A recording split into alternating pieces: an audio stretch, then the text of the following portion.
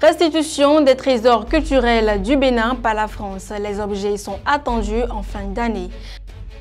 Dématérialisation de l'examen du permis de conduire, le e-code permis pour garantir fluidité et transparence. À Parakou, des doses de vaccins contre la Covid-19 sont injectées au premier sujet. Nous en parlerons aussi dans ce journal. Modernisation de la gestion des déchets, les camions BAM sont désormais opérationnels dans le Grand Nokoué. Fraude sur les tests Covid-19 des écureuils du Bénin, la Sierra Leone dans la tourmente, la CAF attendue. Vous en connaîtrez la quintessence dans ce journal. 13 avril 2021, mesdames et messieurs, bonjour et bienvenue dans ce journal. Voici les grands titres. La restitution des biens culturels du Bénin par la France suit son agenda. La visite à Cotonou d'une délégation du musée du Kouaï Branly-Jacques Chirac a permis aux deux parties, jeudi 25 mars, au ministère des Affaires étrangères, d'évaluer les avancées et de faire des projections pour le reste de l'agenda. Parties béninoises et françaises sont sorties de leur séance de cadrage sourire aux lèvres. La délégation conduite par Emmanuel Casserou, président du musée du Kouaï Branly-Jacques Chirac et l'ambassadeur de France au Bénin, avait face à elle au cours de la dite séance la partie béninoise avec à sa tête les ministres Aurélien Agbenonsi et Jean-Michel Abimbola. Cette mission se fait dans un climat d'échange fructueux. Autre nouvelle, suspendue il y a peu, l'examen du permis de conduire a repris lundi 29 mars dernier sous un nouveau format. Le vent des réformes a soufflé sur l'organisation de l'examen du permis de conduire au Bénin. 2 mois après sa prise de fonction, Alain Hikati, directeur général par intérim de l'Agence nationale des transports terrestres, a fait mettre en place une application web qui permet la composition dématérialisée dans l'épreuve du code. Plus de feuilles ni de stylos à traîner. Les candidats ont composé sur des smartphones. Une fois identifiés sur la plateforme dédiée à l'examen, les candidats cliquent sur Démarrer pour avoir accès à la page digitale de composition.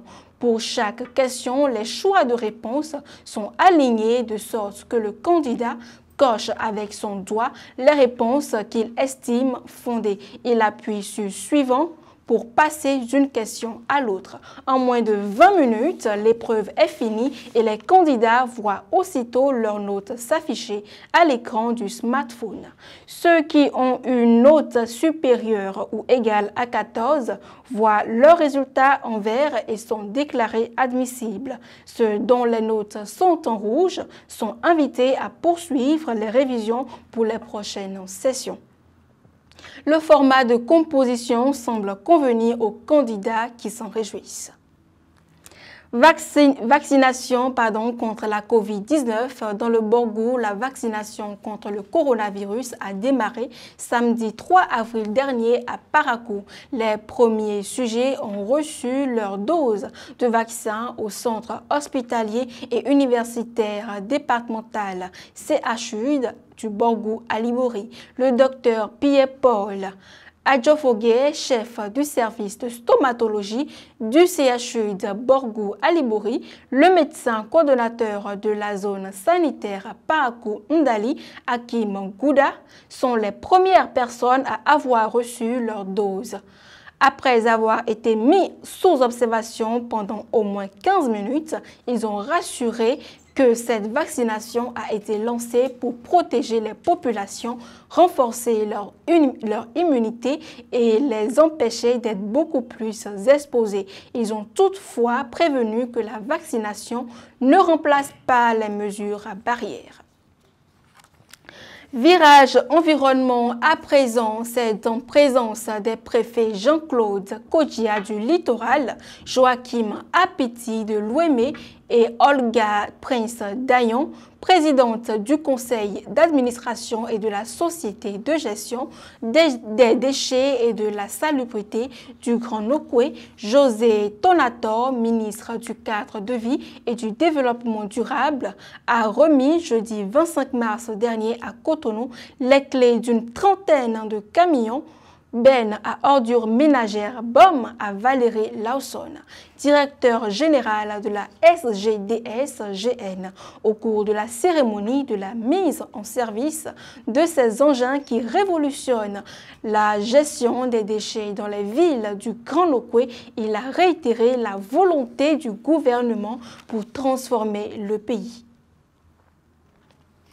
Nous parlons sujet sport pour terminer en déplacement à Freetown pour affronter les Lion Stars de la Sierra Leone lors de la 6e journée des éliminatoires de la Coupe d'Afrique des Nations 2021. Les écureuils du Bénin sont revenus au bercail mercredi 31 mars dernier sans disputer cette rencontre. Les autorités sierra-léonaises ont souhaité faire jouer le Bénin sans 5 de ses joueurs titulaires qu'elles ont déclarés positifs à la Covid-19.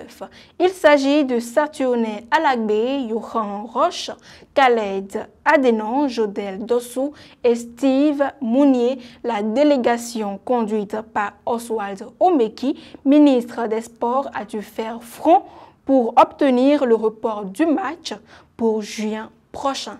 La thèse de la fraude sur les tests du Covid-19 pourrait se confirmer dans les prochaines semaines après que 3 de ces internationaux ont évolué en club il y a quelques semaines. Ainsi se referme ce journal. Merci de l'avoir suivi et à la prochaine.